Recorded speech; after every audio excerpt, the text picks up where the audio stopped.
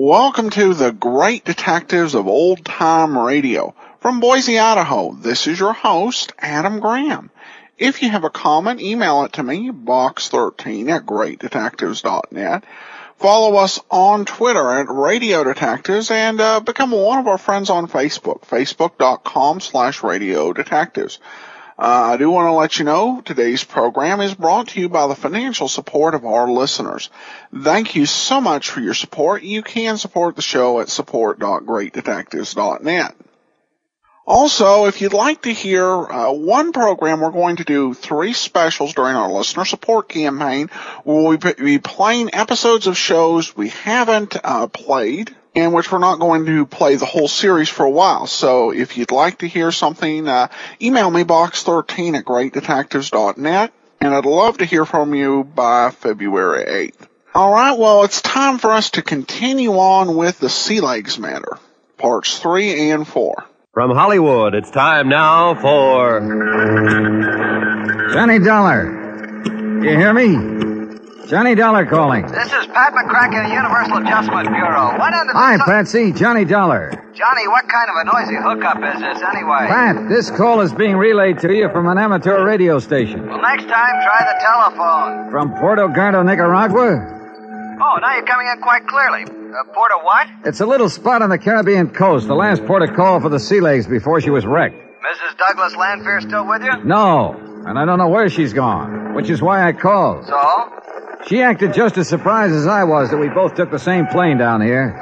And, Pat, I still don't know why she decided to come here at all. Maybe she doesn't like the idea of your going down there to investigate the case. She wouldn't admit it, of course, but that's what I think.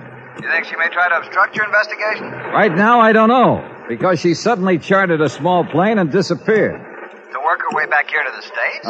Your guess is as good as mine. Look, why don't you hire a watch on her place on Long Island? And if she shows there, call me at the Hotel Providencia. It's in the city of Bluefield. Nicaragua. Right. In any event, you think her claims for insurance on the Sea Legs and on Douglas Lanfear are fraudulent? Pat, at this point, I don't know what to think.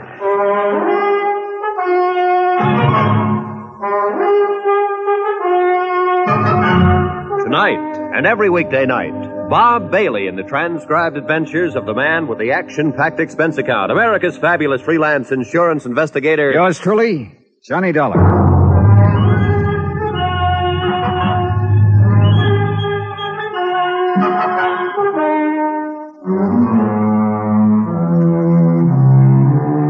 From Special Investigator Johnny Dollar, location San Juan del Perro, Nicaragua, to the Universal Adjustment Bureau, Hartford, Connecticut. Following is an account of expenditures and report of activities during my investigation of the Sea Legs matter. Pat, I lied to you during that radio contact a few minutes ago. I do think Connie Lanfear's claims for $400,000 insurance are fraudulent. Fraudulent as the very devil. But just why I think so is beyond me.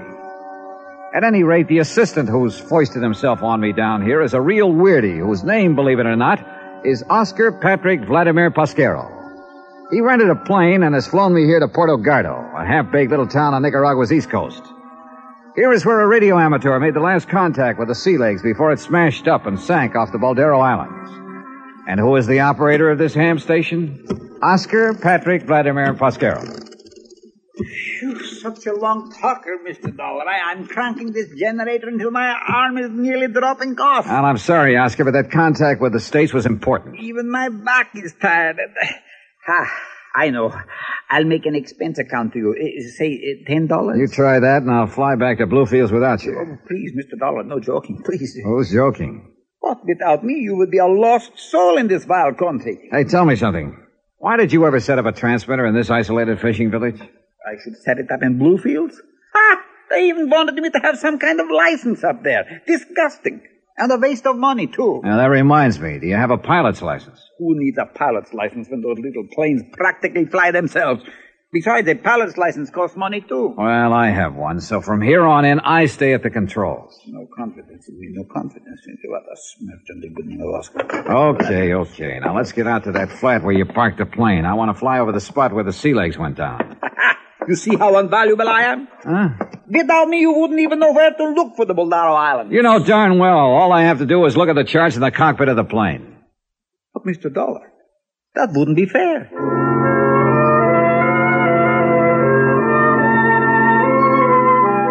The Balderos turned out to be only 6 or 8 miles offshore. 2 narrow little rocky islands that poked up out of the sea to keep each other company in the vast, quiet blue expanse. One of them was perhaps a mile long, and the other, just a couple of 100 yards away and stretching parallel to it, was even smaller. Sure, to a man at the wheel who was unfamiliar with these waters and without charts, the Balderos could conceivably be a menace to navigation. In the dark of the night, that is. Oscar. Yes, sir?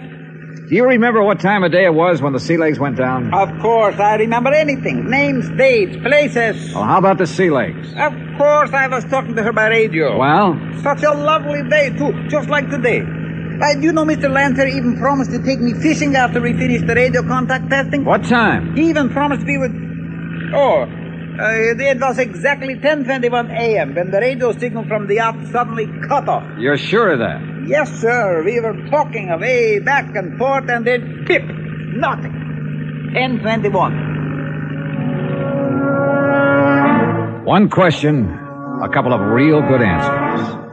A day like today meant it was clear and calm, and 10:21 a.m. meant full daylight. The Balderos must have stuck out like a sore thumb. Hang on, Oscar. I'm going to make a tight circle over those islands for a closer look. You sure you wouldn't like for me to steer, Mr. Dollar? I'm sure. But if you do all the work, how am I ever going to earn the handsome restrainer you're going to pay me? Wait a minute. Yes, sir? That channel between the islands is as smooth as a mill pond. Sure, it always is, except during a storm. And so clear you can see way down into it. Oscar, I thought there were a lot of pinnacles of rock sticking up in that channel. Oh, maybe at low tide, 1 or 2 on the east side, very shallow, otherwise like you see it now. And what's supposed to make the channel so dangerous? The current that runs through it when the tide is changing, Mr. Dollar, it's how you say, a dilly. Like now, when the tide is coming in. Enough to wreck a boat like the Sea Legs? If the skipper wasn't watching the road, you should see how the current wobbles and squirms. Hey, look, there's a packing case down there floating around. You see? First one direction, then the other, shifting around like a crazy. Yeah. Oscar, I think that packing case is going to be a big help to us. Maybe there's something in it that might be worth money or something? Oh, stop thinking of money. Then how? We're going to see just where the current delivers that packing case. You want to know where that packing case will be ending up? That's what I said. Then steer back to Portagardo, to the beach in front of my superlative radio station. Huh? Sure. How else do you think I got all the lumber and furniture and stuff from my radio shack?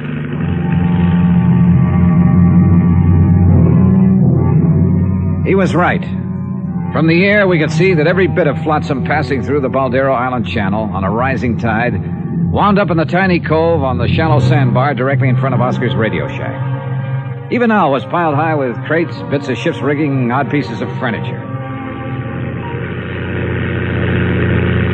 That junk stay down there forever, Oscar? No, Mr. Dollar. Once a month, a real big high tide comes along, and presto, I have a clean front yard again. But I always make a trip up here before then. What do you mean? Sure, that's why I'm Nicaragua's #1 beach brusher. Oh, stop being corny. What do you mean beachcomber? So I have to brush the sand off everything I pick up down there. So you didn't laugh. What do I care? Anyhow, you should see some of the valuable things I pick up to sell to the natives. Well, tell me, 2 years ago, when the Landfear's other boat went down. You should have seen it. Everything that could float ended right up in my front yard. It was beautiful. How about when the Sea Legs was wrecked? You know, that's very funny, Mr. Dollar. There was nothing at all. I don't understand it. Well, I think I do. I think I'm beginning to understand a lot of things about this case. Hang on, Oscar. We're flying back to Bluefield. Expense account item 12, 30 cents American. Taxi from the private airport where we'd rented the plane to the headquarters of the Federal Maritime. I never will get that straight. Call it the Coast Guard and Captain Ramirez. Si, senor. On July the... here it is. The date, And at 10:21, Captain. See, the tide at 10:21 was just after what you call neap. So it was neat. It was pretty. What does that mean? Oh, shut up, Oscar. Yeah, I see, Captain. Neap tide at 9:40. So it's coming in, rising, huh? Si, Senor Dollar. Rising up. Good. Thanks, Captain. Here, buy yourself a cigar. Buy yourself a whole box. Gracias, senor. Gracias. Come on, Oscar. Sure, Mr. Dollar. Nothing for me? Later. Come on, we're going back to the airfield. And from there, we're going to fly down the coast again. But, Mr. Dollar... And I feel so good, I may even let you fly that plane this time. For a small pittance, even? For a small pittance, even. Now, drag out your best dialect and call that taxi over here. Item 13, $6 for the Capitan. Item 14, 50 cents taxi back to the airfield.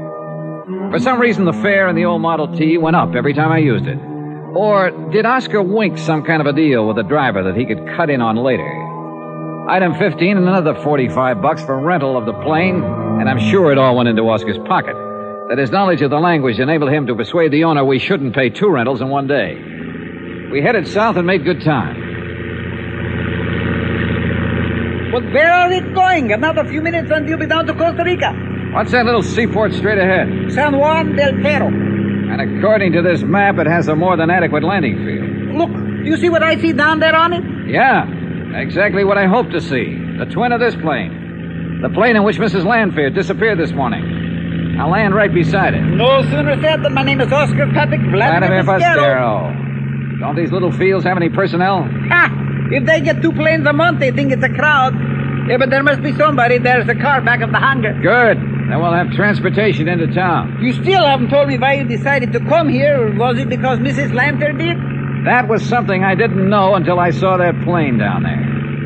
All right, easy now. Don't land too close to it. I am in perfect control.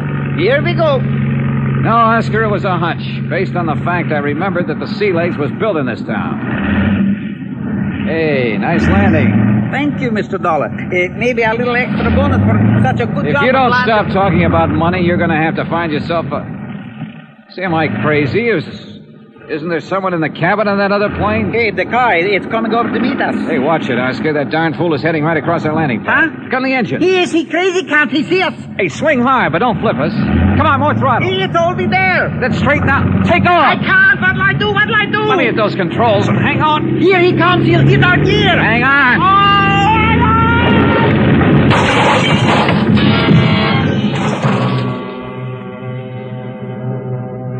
For a long moment, there was nothing but a vague blackness all about me, and the sound of our crack-up seemed to roll and echo almost dreamily back and forth in the deep recesses of my mind. Then, slowly, hazily, I seemed to hear some other sound. Yeah, like an engine far off. An engine of a plane starting up and lazily moving away. Sure, yeah, of course, I did hear it. It was the other plane, the one that had been parked on the landing strip. Then as my mind began to clear, I realized I'd seen something, someone else. I'd caught a glimpse before the car struck our landing gear of the man behind the wheel of it. A man whose picture I'd seen briefly at the home of Constant Landfair. But it couldn't be.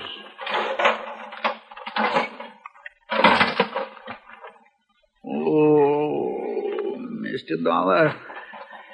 Am I still alive? Yeah, Oscar. I'm afraid you are. Thank you. But did you... Oh! Did you see who was driving that car? Yeah. Oh. You recognize him? Look. Maybe they're both dead, like he is. And that's why we saw him. Douglas Landfair? Yes, sir. Mr. Douglas Landfair.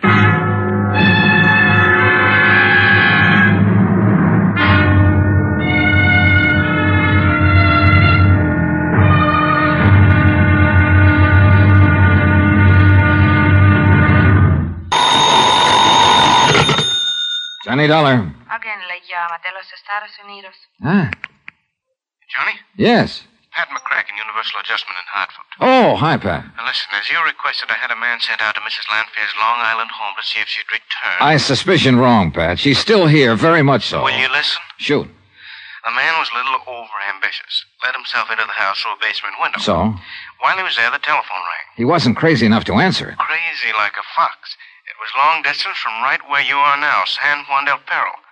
And, Johnny, I suspect it was from the man on whose policy she's made a claim for $250,000. Her dear departed husband, Douglas Lanfair. Right.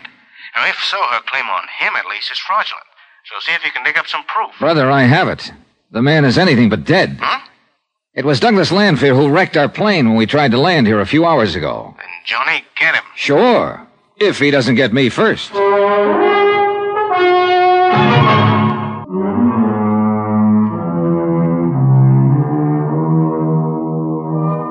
From Special Investigator Johnny Dollar, location San Juan del Perro, Nicaragua, to the Universal Adjustment Bureau, Hartford, Connecticut. Following is an accounting of expenses incurred during my investigation of the Sea Legs matter. $250,000 insurance claimed by Mrs. Constant Lanfair for the death of Douglas Lanfair. An additional $150,000 for the loss of the yacht, the Sea Legs. Claim number 1 now proved to be fraudulent. As for number 2, the claim on the yacht. Expense account item 14, $2 American. To the banana plantation worker who pulled us out of the small plane that Douglas Lanfair wrecked as we tried to land. And another $1 to said plantation worker for a ride into town in his ancient truck.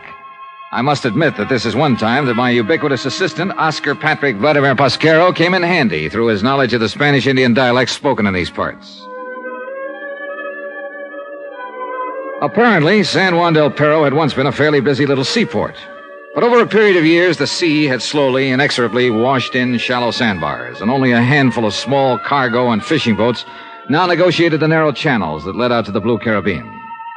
The town itself was scattered around a small marketplace near the docks. There were a few stone and brick buildings, including the San Andrea Hotel, but most of them were weather-beaten frame structures.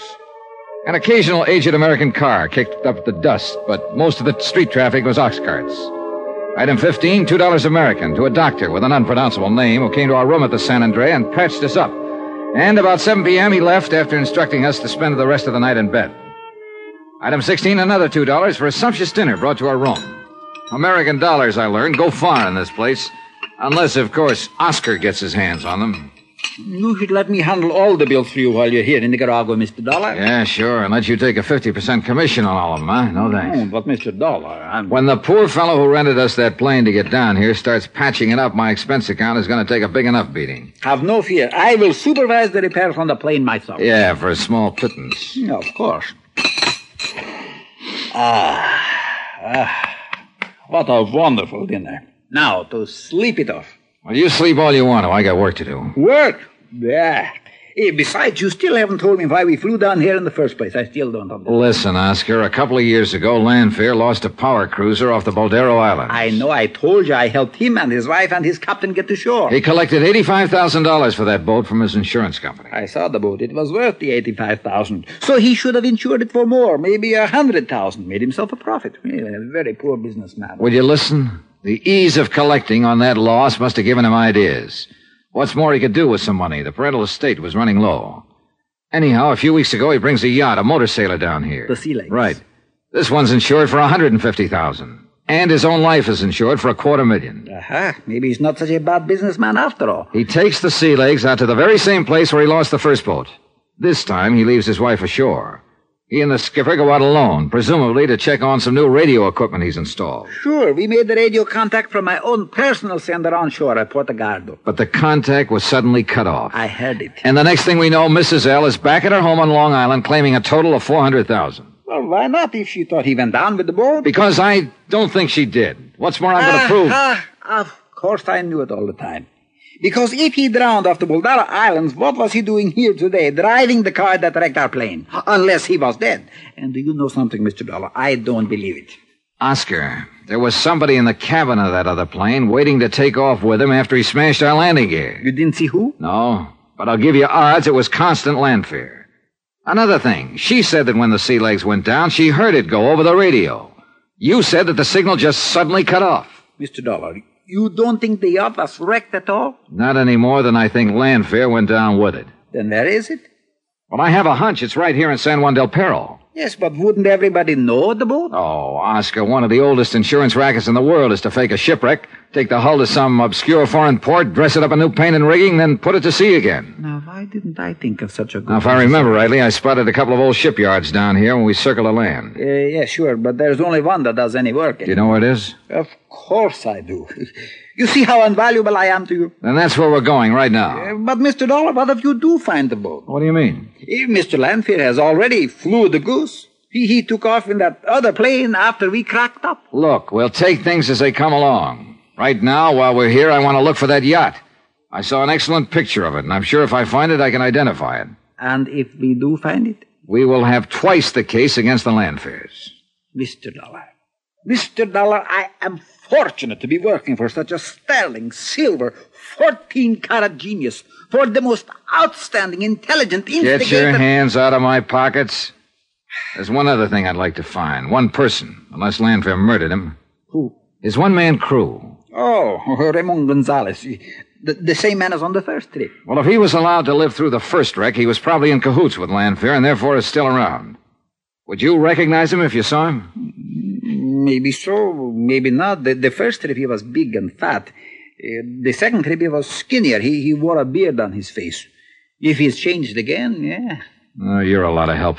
I thought you never forgot a name or a face. But, Mr. Dollar, him I never made any money off of. Well, come on, get into your clothes and let's prowl around the shipyard.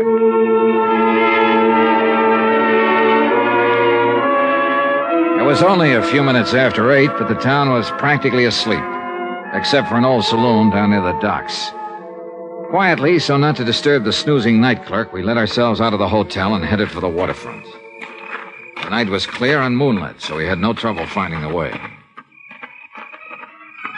I glanced hopefully into the open door of the dockside saloon as we passed it, and I chuckled at the incongruity of the music blaring away. But, of course, saw no one that... Wait a minute, Oscar. Yes, sir? At that table in there, drinking beer. Hey, can one of them be the Raymond Gonzalez you mentioned? So who can tell from here?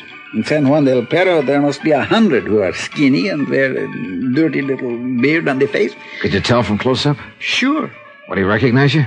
So what? Well, it might not be very healthy for you.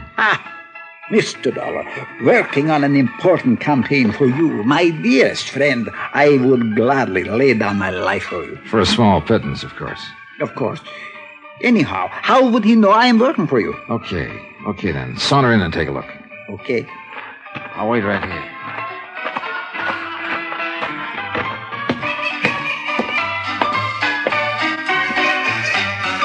Good evening, gentlemen. It's a nice weather we're having, huh? Es buen día, no?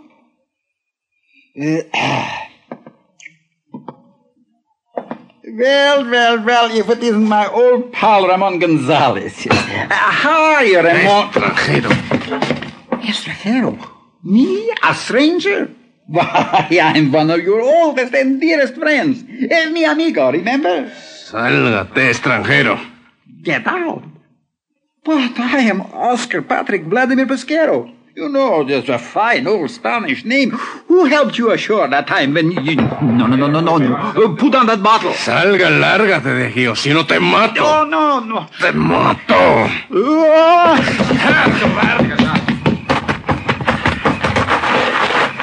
Mr. Dollar. Yeah, I don't think they liked you to interrupt their little beer party. He threatened me with a knife. He said he would kill me. Is he Ramon Gonzalez? Who? Oh, yes, I'm sure of it. You see, Mr. Dollar, he did not go down with the ship. You're telling me. Well, aren't you going to do something about him? Later, if I locate the sea legs. Cautiously, quietly, looking back over my shoulder now, we prowl through the old shipyard. And finally, led by the smell of fresh paint, I found it. The once clean white hull was painted a gaudy red and blue, and given the appearance of age. The mahogany rail and taffrail had been replaced with iron pipe. The beautiful teakwood deck painted a dirty gray. The wheelhouse had been moved, the cabin altered, even the mast, bowsprit, and general rigging changed. Stanchions, cleats, all the hardware that had once been polished bronze was now corroded or painted over. All in all, a quick, very thorough job of disguise, of change, from a graceful, expensive yacht to a rather weary-looking fishing schooner. But it was the sea legs, all right. I would never believe it, Mr. Dollar. I never would have recognized it. Are you sure? Run your hand over the transom here. You can feel where the lettering has been painted over. It don't strike him much. I can see. Better not. Somebody... It's too late now. Do you see where the outline of the lettering is underneath this last coat of paint? Sea legs. But it was such a beautiful boat. And now it looks like a dirty old tramp. Well, what do we do now? Go back to that saloon and latch on to Ramon Gonzalez. Make him talk. Sure. Only, I'll wait for you. Huh? Well, he's so big and strong, Mr. Dollar, and that knife in his belt. Why, I thought you said you'd lay down your life for him. Sure. But what could he tell you that you don't already know now? Where the Landfair's headed when they took off in that plane. Come on. But Okay, you lead. Alto, senor. Mr. Dollar, it's him. You light a match to show me the way. Gracias. I was afraid of that. Look, the knife in his hand. Oscar, if he makes one move to throw it, pull the trigger. Trigger? What trigger? Am I good? No, I swear But I have a couple of fists.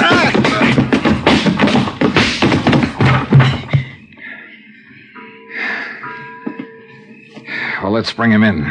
Bring him to so I can question him. No. Let's get out of here. Please, Mr. Dollar. He may have a friend around. Right, Oscar, he has. And this one carries a gun aimed straight at Mr. Dollar's back. Well. Mrs. Landfair. Surprised, Johnny?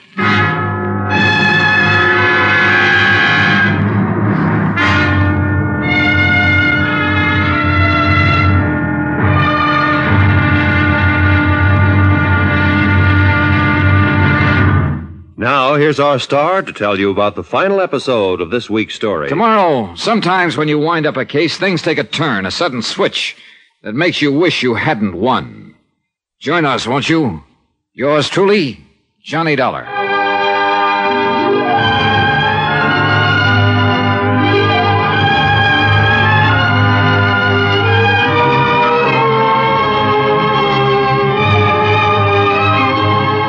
Yours truly, Johnny Dollar, starring Bob Bailey, is transcribed in Hollywood. It is produced and directed by Jack Johnstone, who also wrote this week's story. Be sure to join us tomorrow night, same time and station, for the next exciting episode of Yours truly, Johnny Dollar. Roy Rowan speaking.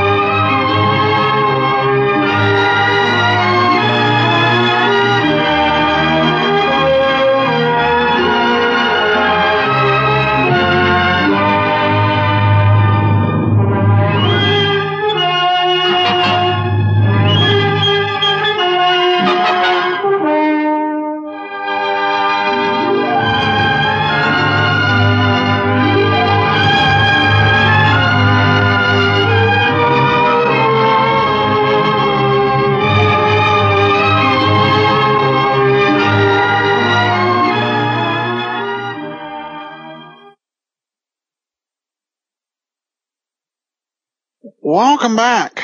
Well, folks, till about 9 or 10 years ago, that was about all the sea legs matter that there was. Listeners to the original series heard the conclusion to the sea legs matter, and who knows, it may have been replayed a little later on Armed Forces radio services, but it was nearly 50 years until anyone actually heard the concluding episode again.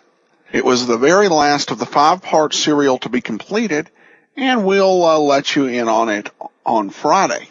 Overall, this has been a pretty good episode. The one thing I didn't like was the ending talking about a downside to victory, because at this point, I'd rather be in suspense about what will happen to Johnny, even though logically I know he's going to win. But what will happen sort of close would seem to make better sense. But be that as it may, that'll actually do it for today.